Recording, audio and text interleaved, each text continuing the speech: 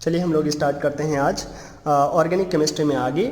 Last के lecture में हम लोगों ने सीखा था बहुत ही इंपॉर्टेंट सी कैनिज़ारो रिएक्शंस और उनकी मैकेनिज़्म और उनसे रिलेटेड बहुत ही इंपॉर्टेंट एग्जांपल्स जो अपने बहुत ही अच्छे से एग्ज़ाम जो टफ एग्ज़ाम्स होते हैं वहाँ पे आने के चांसेस रहते हैं।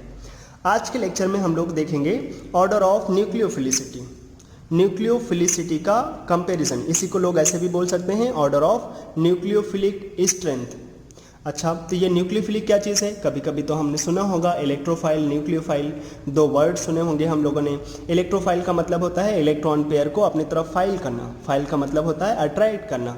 तो इलेक्ट्रॉन पेयर को अपनी तरफ जो अट्रैक्ट करते हैं उनको क्या बोल देते हैं हम लोग? इलेक्ट्रोफाइल। अच्छा, जो लोन पेयर को दूसरे की तरफ देते हैं उनको क्या बोल देते हैं हम लोग? न्यूक्लियोफाइल। तो हमें उसी पे ही एक छोटा सा पॉइंट पहले सीख लेना होगा। आओ हम लोग सबसे पहले डिस्कस कर लेते हैं क्या है ये न्यूक्लियोफाइल। तो ये न्यूक्लियोफाइल क्या चीज़ होता है? हम लोगों ने इनऑर्गेनिक केमिस्ट्री में एक वर्ड बहुत सुना होगा, वो होता है क्या? Lewis base. लुईस बेस हमने ये सुना होगा कि हमारे पास कुछ लोग होते हैं जो लोन पेयर डोनर होते हैं, कुछ लोग होते हैं जो लोन पेयर एक्सेप्टर। हम लोगों ने देखा था कि जो लोन पेयर एक्सेप्टर होते हैं उनको तो हम लोग बोल देते थे lone pair acceptor. Lone pair acceptors are Lewis acid, lone pair acceptors are Lewis acid. और जो हमारे पास लोन पेयर डोनर होते हैं, लोन पेयर एक्सेप्टर को तो हम लोग लुईस एसिड बोल देते थे, जो लोन पेयर डोनर होते हैं उन्हीं को बोल देते हैं क्या? Lewis base. और जो लुईस बेस होते हैं ना उन्हीं को बोलते हैं ऑर्गेनिक केमिस्ट्री में न्यूक्लियोफाइल। बस न्यूक्लियोफाइल और बेस में एक छोटा सा डिफरेंस होता है। वो डिफरेंस ये है कि जब भी कोई न्यूक्लियोफाइल होता है ना तो वो नॉर्मली अपने लोन पेयर को लेकर जाता है और किसको डोनेट करता है? कार्बन को। उस कार्बन के पास कोई लिविंग ग्रुप होगा या फिर उस कार्बन के पास पाई बॉन्ड होगा। तो जैसे हमारे पास मैंने यहाँ पे दिखा रखा है OH- है, OH- के पास क्या है? Lone pair. वो लोन पेयर लेकर के लास्ट के लेक्चर में हम लोगों ने देखा था कैनिज़ारो रिएक्शन का मैकेनिज्म। तो OH- जाकर के कार्बोनिल कंपाउंड पे अटैक कर देते थे, न्यूक्लियोफिलिक एडिशन हो जाता था। तो ये काम क्या कर रहा है? लोन पेयर डोनर जैसा ही तो है, लोन पेयर डोनेट कर रहा है उस कार्बन को। तो ये बेस जैसा है, लुईस बेस है। लेकिन अगर लोन पेयर कोई डोनेट करे कार्बन को, H को नहीं, अगर कोई H+ को लोन पेयर दे दे तो उसको बोलते हैं लुईस बेस। जैसे हमने सीखा होगा कि हमारे पास अमोनिया है, अमोनिया तो एक बेस है, उसके पास भगवान ने लोन पेयर दिया है। अगर अमोनिया H+ को लोन पेयर दे दे, H+ के पास तो 0 इलेक्ट्रॉन है, उसको 2 इलेक्ट्रॉन चाहिए, तो अगर अमोनिया H+ को लोन पेयर दे दे तो क्या बन जाता है? NH4+। अब ये अमोनिया कैसा हो गया? क्या ये न्यूक्लियोफाइल हो गया यहाँ पे? नहीं। अगर यहाँ पे कोई बोलेगा अमोनिया का नेचर बताओ, तो हम बोलेंगे जो यहाँ अमोनिया है उसने H+ को लोन पेयर दिया, तो ये लोन पेयर डोनर तो है, तो ये लुईस बेस होगा। और लुईस बेस होगा, इसको हम यहाँ पे न्यूक्लियोफाइल नहीं बोल सकते। क्यों? जब भी कोई H+ को लोन पेयर देगा तो उसको हम लोग साफ साफ बोल देते हैं बेस। लेकिन अगर कोई H+ को लोन पेयर ना दे करके किसको लोन पेयर दे दे? कार्बन को, तो उनको बोल देते हैं न्यूक्लियोफाइल। अच्छा, अब जब कोई H+ को लोन पेयर देगा और कार्बन को लोन पेयर देगा तो दोनों में डिफरेंस होगा। वही डिफरेंस अगर हमें समझ में आ गया तो हम लोग न्यूक्लियोफिलिसिटी का ऑर्डर देख सकते हैं, न्यूक्लियोफाइल की स्ट्रेंथ का ऑर्डर बता सकते हैं। तो वो डिफरेंस सीखने के लिए हमें क्या देखना पड़ेगा? हमें सीखना पड़ेगा कि जब हम लोग लोन पेयर देते हैं H+ को, तो H+ के पास तो कोई भी क्राउडिंग नहीं होता, H+ के पास कोई ऐसा चीज़ नहीं है जो इस लोन पेयर को अपने पास आने से रोक रहा हो। लेकिन जब हम न्यूक्लियोफाइल की बात करते हैं तो न्यूक्लियोफाइल जब किसी कार्बन को जाकर के लोन पेयर कोऑर्डिनेट करने जाते हैं तो वो कार्बन तो बिल्कुल भिखारी जैसा मांग रहा होगा, लाओ मुझे लोन पेयर दो, लाओ मुझे लोन पेयर दो, मेरे पास वो ऑक्सीजन पाई बॉन्ड खींच रहा है अपनी तरफ, मुझे लोन पेयर कोई दे जाए। लेकिन जो ये पास वाले लोग हैं, इधर एल्काइल ग्रुप है, इधर भी कुछ और ग्रुप हो सकते हैं, मैंने तो इधर अभी H लिया है, एल्डिहाइड कुछ और भी हो सकता है। तो जो यहाँ पे पास में होंगे बॉन्ड पेयर, ये क्या बोल दिया आपने? ये बॉन्ड पेयर क्या चीज़? मतलब जैसे यहाँ पे CH3 है तो वहाँ पे CH कई सारे बॉन्ड होंगे, बॉन्ड में इलेक्ट्रॉन होंगे, वो बॉन्ड के इलेक्ट्रॉन उस लोन पेयर को इस कार्बन के पास आने से रोकेंगे। मतलब जब भी कोई न्यूक्लियोफाइल किसी कार्बन को जाकर के लोन पेयर देगा ना तो वहाँ पे एक इंपॉर्टेंट सा फैक्टर होगा, वो होगा पास वाले ग्रुप का साइज। इसी वजह से न्यूक्लियोफाइल में इसका स्ट्रेंथ हम वैसे नहीं देखते जैसे बेसिक स्ट्रेंथ देखते हैं। बेसिक स्ट्रेंथ के पहले हम लोग इसीलिए इसको डिस्कस कर रहे हैं कि जो न्यूक्लियोफाइल होता है ना वहाँ पे ये चीज़ बहुत इंपॉर्टेंट सा फैक्टर है कि जिस कार्बन को देने जाओगे ना वो अकेला कार्बन ही नहीं रहेगा, उसके पास भी बहुत सारे लोग रहेंगे, गांव वाले भी रहेंगे उसके पास। और उन गांव वालों के पास क्या होगा? इलेक्ट्रॉन का पेयर, कहाँ होगा वो? उन लोगों के बीच में जो बॉन्ड होगा वो इलेक्ट्रॉन के पेयर क्या करेंगे, उस लोन पेयर को इसके पास आने से रोकेंगे। इसीलिए जब भी हम लोग न्यूक्लियोफिलिक स्ट्रेंथ देखेंगे तो पहले एक छोटा सा पॉइंट बोलेंगे। नॉर्मली ऐसा होता है कि कोई अच्छा बेस है तो वो अच्छा न्यूक्लियोफाइल होता है, लेकिन कभी कभी ऐसा होगा ना कि हमारे पास लोन पेयर डोनर जो होंगे, जहाँ से लोन पेयर डोनेट करना होगा वो एक ही लोग होंगे। मतलब एक कंपाउंड है वहाँ से भी एन से ही लोन पेयर जाएगा, दूसरे कंपाउंड में भी एन से लोन पेयर जाएगा, तीसरे में भी एन से ही लोन पेयर जाएगा।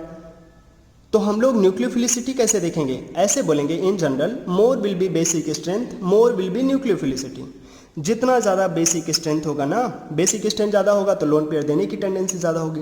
तो नॉर्मली बेसिक स्ट्रेंथ ज़्यादा होगा तो न्यूक्लियोफिलिक स्ट्रेंथ भी ज़्यादा होगा या न्यूक्लियोफिलिसिटी ज़्यादा होगा, क्योंकि बेसिक स्ट्रेंथ का मतलब ही है कि लोन पेयर देना चाहता है, तो जितना ज़्यादा लोन पेयर देना चाहेगा उतना ही अच्छा होगा उसका न्यूक्लियोफिलिसिटी। लेकिन साथ में कभी कभी ऐसा होगा ना कि इसी का उल्टा हो जाता है। उसका रीज़न होगा ये पास में क्राउडिंग, या फिर जो लोन पेयर देने वाले आ रहे हैं उनके पास बहुत बड़ा साइज हो जाए। तो हमें ध्यान रखना होगा, कभी कभी अगर हमारे पास सेम ही डोनर एटम्स हैं, मतलब लगभग सब जगह पे एन एन एन, सब जगह पे ओ ओ ओ, तो हम लोग क्या देखेंगे, उस न्यूक्लियोफाइल का साइज़। अगर उसका साइज़ बड़ा होगा तो वो बेकार न्यूक्लियोफाइल होगा। अगर उसका साइज़ छोटा होगा तो सोचो, अगर छोटे साइज़ का होगा तो बहुत आराम से जाके उसके पास लग जाएगा, छोटे साइज़ का होगा तो इन लोगों से ज़्यादा रिपल्सन नहीं मिलेगा। तो हमेशा इस चीज़ को प्रेफर करते रहेंगे। क्या याद रखेंगे? बेसिक स्ट्रेंथ ज़्यादा होगा तो न्यूक्लियोफिलिसिटी ज़्यादा होगा, लेकिन न्यूक्लियोफाइल की अगर कभी साइज़ बहुत ज़्यादा हो गया ना तो उसकी न्यूक्लियोफिलिसिटी कम हो जाएगी। एक एक करके देखते चलते हैं। जैसे कोई पूछे वाटर और अमोनिया, तो क्या यहाँ पे साइज़ का फैक्टर लेकर आएंगे? नहीं। हम क्या बोलेंगे, वाटर और अमोनिया में कौन अच्छा न्यूक्लियोफाइल होगा? वाटर के पास लोन पेयर होगा O के पास, अमोनिया में N के पास होगा।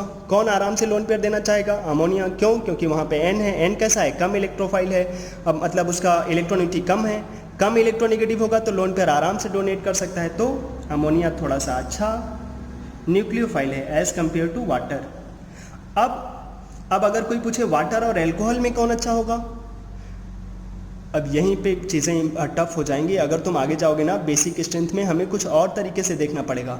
अभी तो हम देख रहे हैं न्यूक्लियोफाइल, तो अब बोलेंगे देखो यहाँ भी ऑक्सीजन लोन पेयर दे रहा है, यहाँ भी ऑक्सीजन लोन पेयर दे रहा है, लेकिन यहाँ पे इसका साइज ज़्यादा है। अगर इसका साइज ज़्यादा है, इसका साइज कैसे ज़्यादा है? क्योंकि पास में आर लगा है, आर लगा होने से ये तो एल्कोहल का साइज़ बड़ा हो जाएगा, तो ये न्यूक्लियोफाइल वीक हो जाएगा। क्यों? क्योंकि अगर ये बड़े साइज़ का होगा तो वो जब वो कार्बन के पास जा रहा होगा तो उसके पास तो पूरे गांव वाले होंगे, तो उतने लोगों को साथ में ले जा करके दूसरे के गांव में, या ऐसे बोलो दूसरे कार्बन के पास जाके ऐड होना टफ रहेगा। इसीलिए जो एल्कोहल होंगे वो वाटर से भी वीक न्यूक्लियोफाइल होंगे। तो ये हो जाएगा इन तीनों में न्यूक्लियोफिलिसिटी का ऑर्डर। अच्छा, दूसरा नंबर अगर हम लोग देख लें, देखो हमारे पास अमोनिया है, प्राइमरी अमीन है, सेकेंडरी अमीन है, और हमें कोई बोले इनमें बताओ न्यूक्लियोफिलिक स्ट्रेंथ का ऑर्डर क्या होगा, तो हम बोलेंगे यहाँ पे अमोनिया में N के पास लोन पेयर, अमीन में भी N के पास, और इधर सेकेंडरी अमीन में भी N के पास। अगर हम यहीं पे टर्सरी अमीन भी ले लेते हैं, CH3 होल थ्राइस N, अब देखो क्या होगा, सब जगह पे N के पास ही लोन पेयर है। बेसिक स्ट्रेंथ का तो यहाँ पे ऑर्डर कुछ और हो जाता है, जो हम लोग अगले वीडियो में डिस्कस करेंगे। लेकिन अगर हमसे कोई पूछे न्यूक्लियोफिलिसिटी का ऑर्डर बताओ, तो सब जगह पे N से ही लोन पेयर देना है। क्या कहीं पे N रेजोनेंस में जा रहा है? नहीं, सब जगह पे N के पास तो एल्काइल ग्रुप है, वहाँ से कोई रेजोनेंस नहीं हो रहा है। तो हम देखेंगे जो जितना छोटा होगा, ये तो अमोनिया है बहुत छोटे साइज़ का है, पूरा कंपाउंड तो कम साइज़ का है, तो ये अच्छा न्यूक्लियोफाइल होगा। क्यों? इसका किसी कंपाउंड में कार्बन के पास जा करके लगना आसान होगा। ठीक, इधर न्यूक्लियोफिलिक स्ट्रेंथ बढ़ेगा, और ये तो बहुत वीक न्यूक्लियोफाइल होते हैं नॉर्मली, तो ये किसी को लोन पेयर H+ को लोन पेयर दे सकता है ये, लेकिन नॉर्मली ये ऐसे कार्बन को लोन पेयर नहीं देते जहाँ पे हमें लोन पेयर अटैक कराना हो। कि अगर तुम्हें न्यूक्लियोफाइल जैसा काम कराना होगा तो इनका तो साइज़ बहुत बड़ा होगा, और ज़्यादा साइज़ होने की वजह से ये अच्छे न्यूक्लियोफाइल जैसा काम नहीं करते। तो ये तो हमें समझ में आ गया कि इसमें ऑर्डर ऐसा क्यों आया। और याद रखें, ये न्यूक्लियोफिलिक स्ट्रेंथ का ऑर्डर मैं बोल रहा हूँ, न्यूक्लियोफिलिसिटी का ऑर्डर बता रहा हूँ, लोन पेयर कार्बन को डोनेट करने का ऑर्डर बता रहा हूँ, H+ को नहीं। इसलिए कभी कभी लड़ नहीं जाना मेरे से कि आपने तो बोला था कि बेसिक स्ट्रेंथ ज़्यादा होगा तो न्यूक्लियोफिलिसिटी ज़्यादा होगा। हाँ, नॉर्मली ऐसा ही चलेगा, लेकिन अगर कभी साइज़ का डिफरेंस हो गया तो साइज़ का डिफरेंस हमें ध्यान रखना होगा। ज़्यादा साइज़ होगा तो वो न्यूक्लियोफाइल वीक हो जाएगा। अच्छा, अगर हम लोग थर्ड नंबर पे देखें, आओ, हमारे पास है CH3OH, CH3CH2OH और है CH3 CHOH CH3। मतलब यहाँ पर एक एल्कोहल है, O के पास लोन पेयर, यहाँ भी O के पास लोन पेयर, यहाँ भी O के पास लोन पेयर।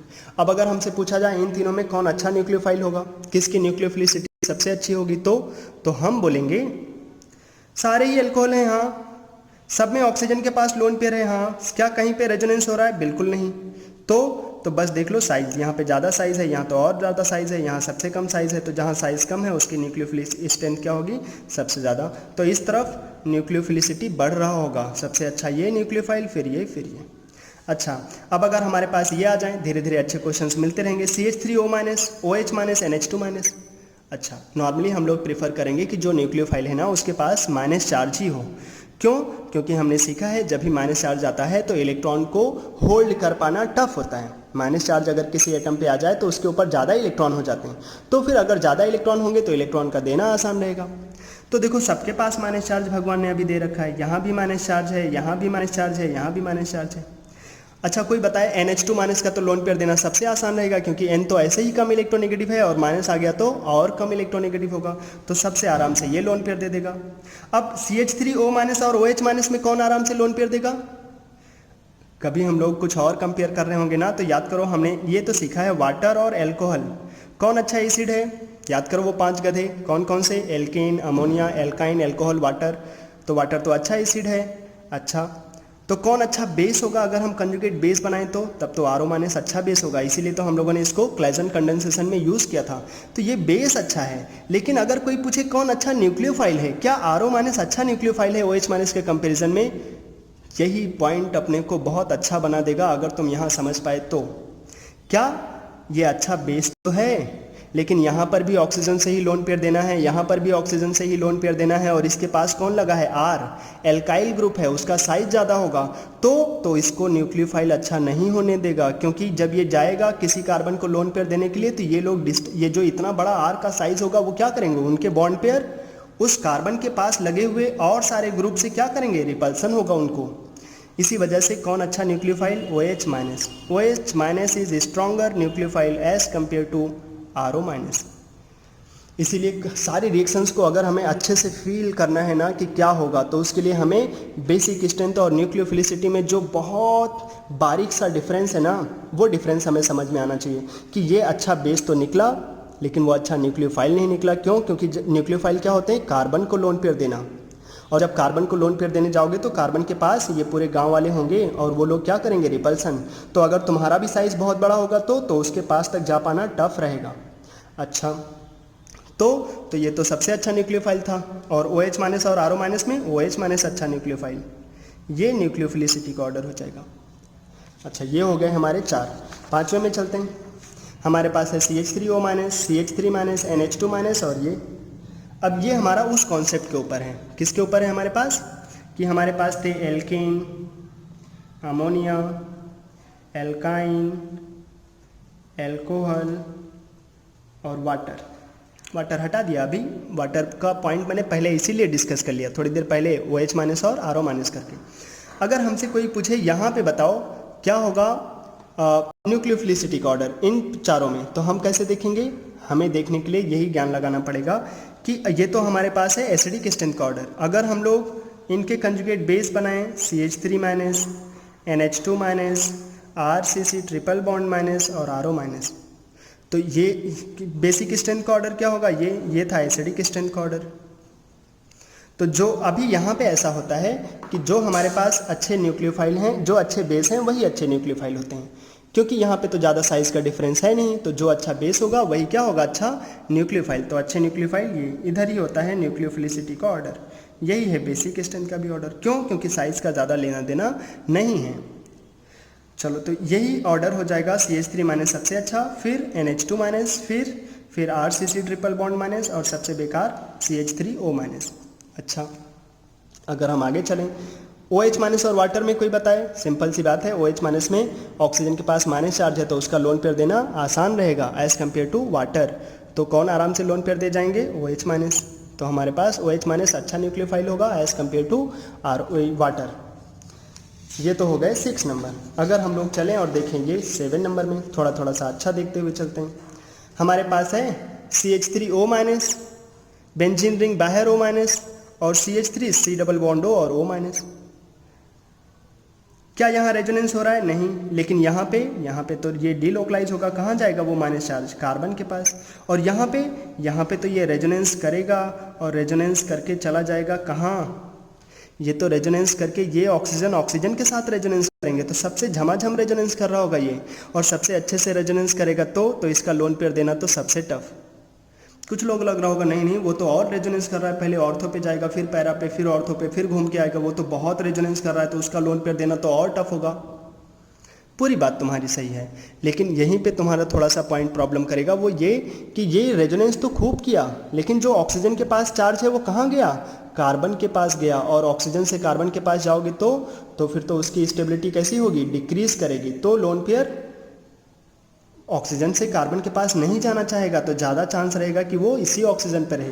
लेकिन जब यहाँ रेजोनेंस कर रहा है तो ऑक्सीजन से ऑक्सीजन के पास जा रहा है, इसीलिए अच्छे से डीलोकलाइज हो जाएगा और इसका लोन पेयर देना टफ रहेगा। तो सबसे अच्छा न्यूक्लियोफाइल तो CH3O-, क्योंकि वहाँ पे लोन पेयर तो वहीं पे कंसंट्रेटेड है, उसका लोन पेयर देना सबसे आसान होगा। अच्छा, और उसके बाद ये PHO-, फिनॉक्साइड आयन, और उसके बाद ये एसीटेट आयन। एसीटेट आयन बहुत वीक न्यूक्लियोफाइल होते हैं, ये न्यूक्लियोफिलिक स्ट्रेंथ का ऑर्डर हो जाएगा। अच्छा, अब अगर हमारे पास ऐसे केसेस मिल जाएं, कौन कौन से? हमारे पास है हाइड्रोजन और अमोनिया। इनमें कैसे देखें न्यूक्लियोफिलिक स्ट्रेंथ का ऑर्डर? हाइड्रोजन और अमोनिया, भगवान ने इसको भी लोन पेयर दिया है, इनको भी लोन पेयर दिया है। अब कौन होंगे जो अच्छे न्यूक्लियोफाइल होंगे, हाइड्रोजन या अमोनिया? इनको कैसे चेक करें? इनको चेक करने का हमारे पास एक तरीका है, वो ये कि देखो यहाँ पे जो NH2 है ना, इनके पास लोन पेयर, इनके पास लोन पेयर, और आपस में बॉन्ड है। ये बॉन्ड NN के बीच में है, तो बॉन्ड का लेंथ कैसा होगा? छोटा। तो ये लोन पेयर आपस में क्या कर रहे होंगे? रिपल्सन। और रिपल्सन होने की वजह से लोन पेयर देना आसान हो जाता है। इसीलिए जो हाइड्रोजन होते हैं ना, वो अच्छे न्यूक्लियोफाइल होते हैं, और अमोनिया थोड़े से बेकार।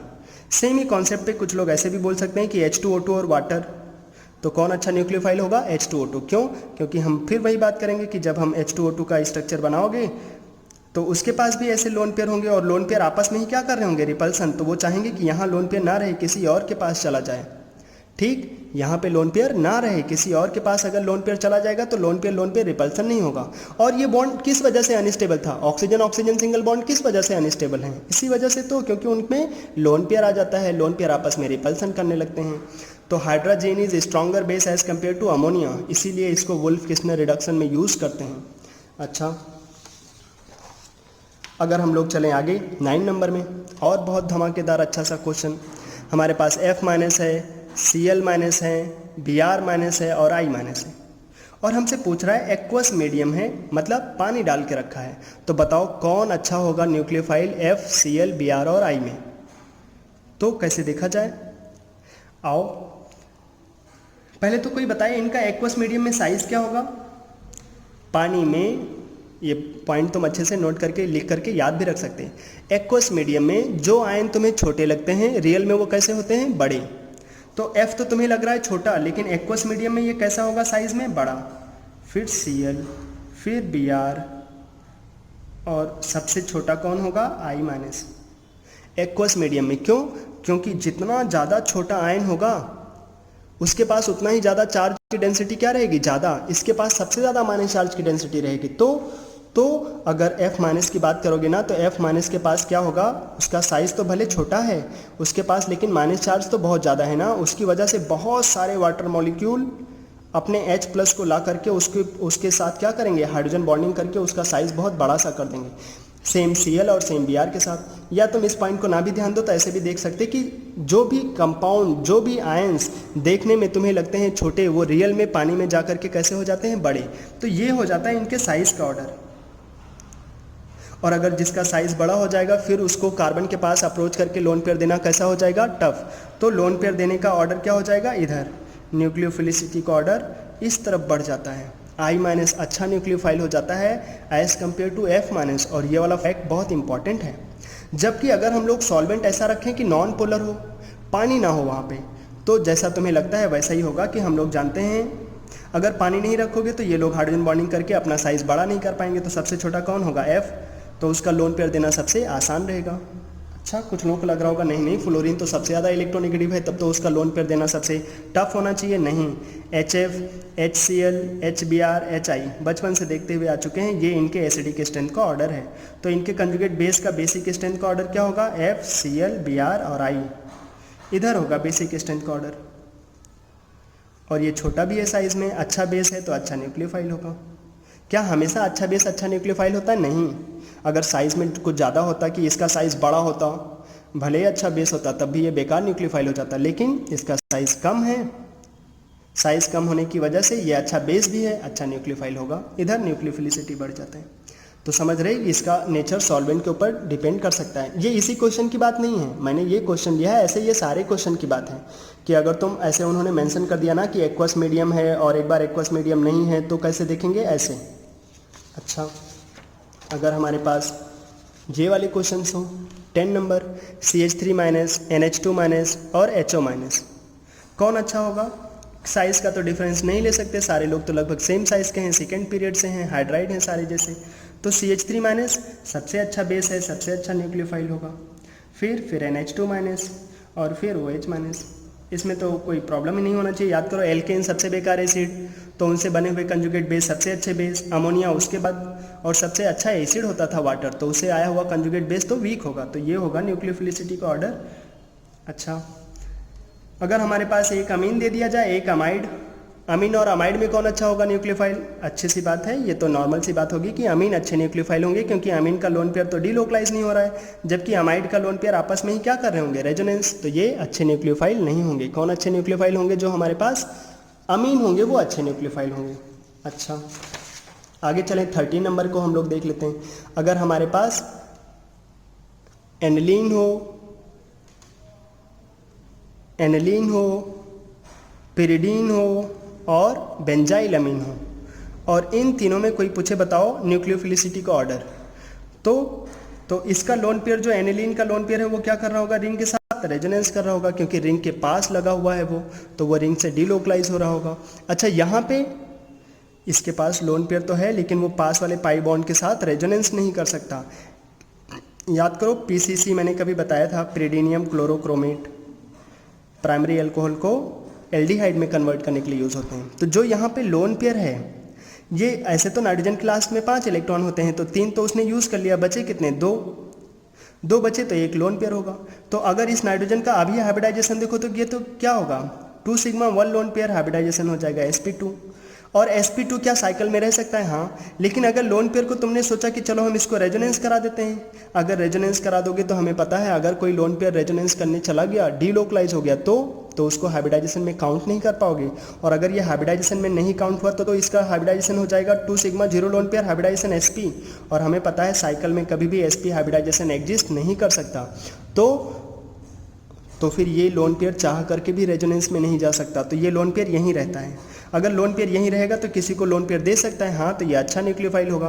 Pyridine is stronger nucleophile as compare to aniline, और ये तो सबसे अच्छा होगा, क्योंकि वो तो CH2 के बाद में है NH2, वो क्या रिंग से रेजोनेंस करेगा? नहीं, वो आराम से लोन पेयर किसी को दे सकता है।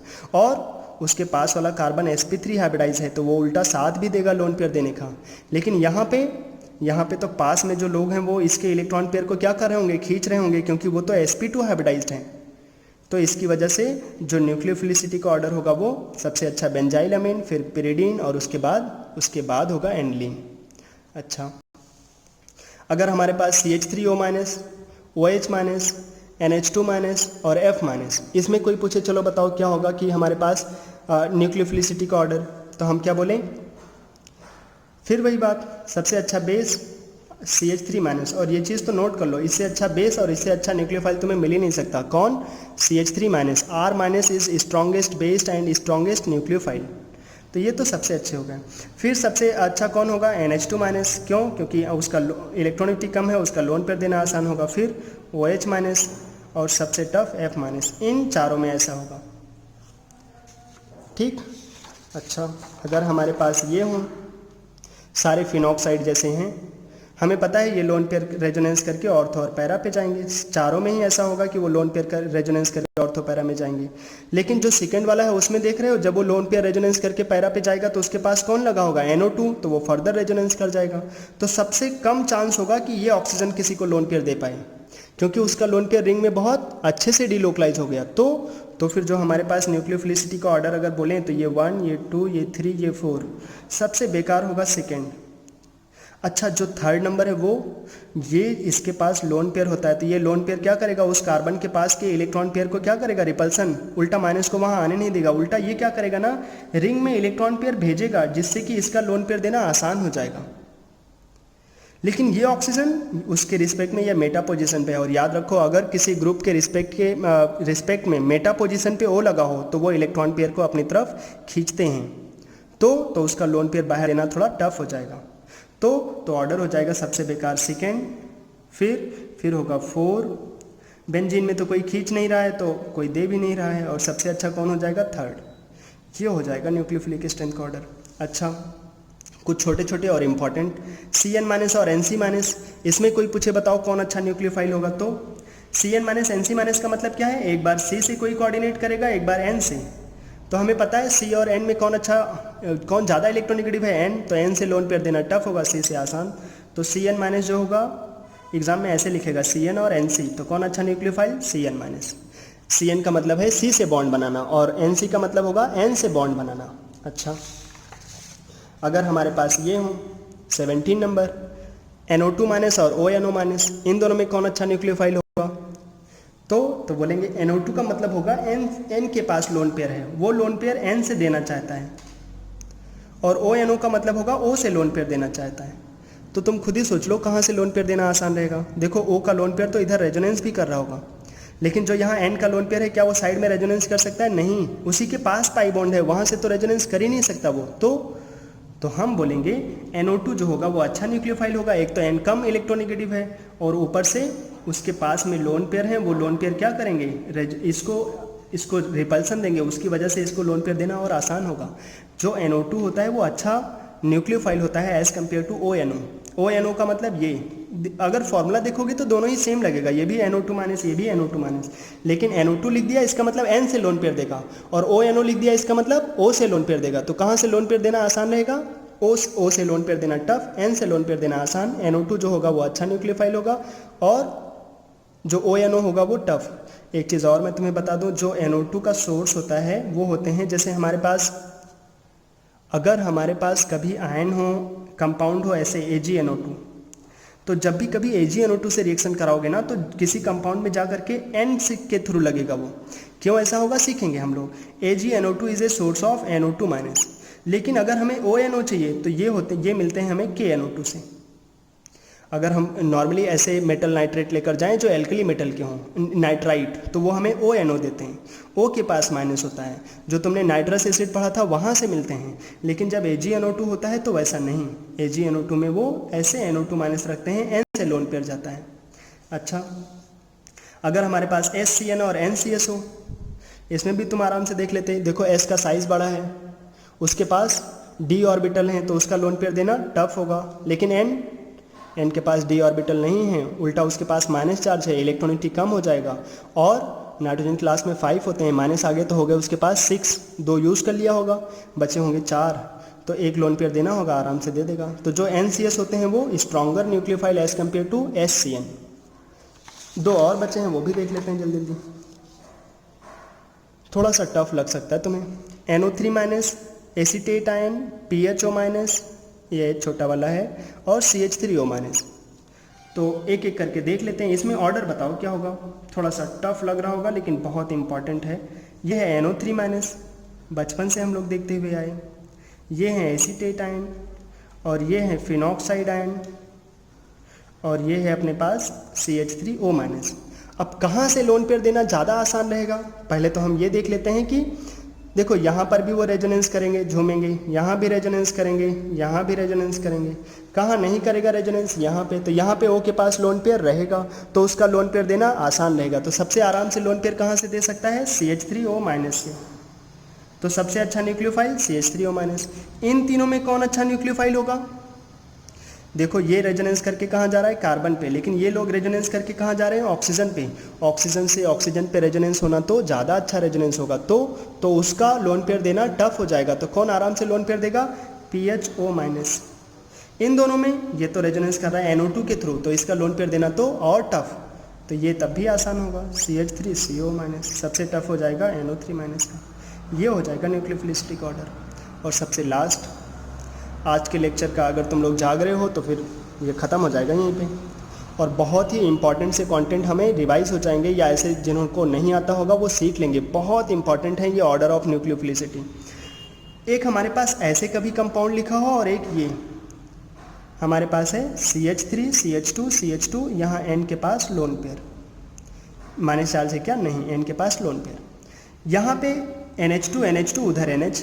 कोई हमसे अगर यही पूछ ले कि बताओ इस NH2 से लोन पेयर देना चाहेगा, इस NH2 से या इस NH से, तो सबसे ज़्यादा लोगों का आंसर होगा कि वो NH2 से देगा। NH से क्यों देगा, NH पे तो डबल बॉन्ड है। नहीं, ये लोन पेयर अगर किसी को देता है तो NH से ही देता है।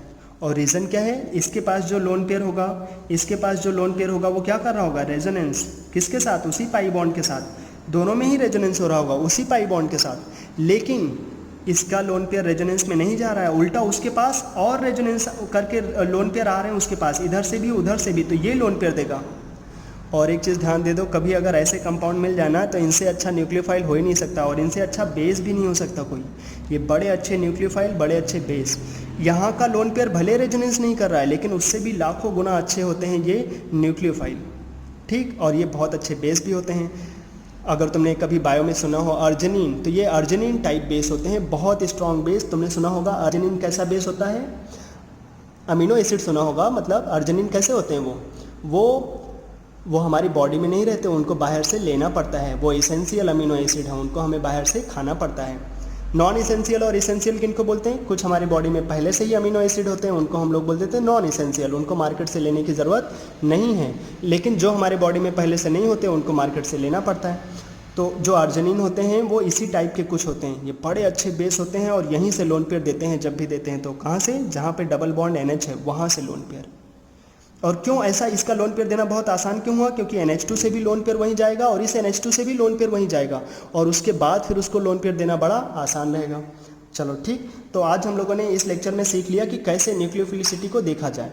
और न्यूक्लियोफिलिसिटी और बेसिक स्ट्रेंथ में थोड़ा सा डिफरेंस है। बेसिक का मतलब होता है कि जब हम H+ को लोन पेयर दें, और न्यूक्लियोफिलिसिटी का मतलब होता है कि हम लोन पेयर देने तो जा रहे हैं, लेकिन लोन पेयर किसको देंगे, कार्बन को, और वहाँ पे मैटर करेगा साइज, मैटर करेगा ब्रांचिंग। ठीक, तो चलो आज के वीडियो में हम लोग इतना ही रखते हैं, बाय।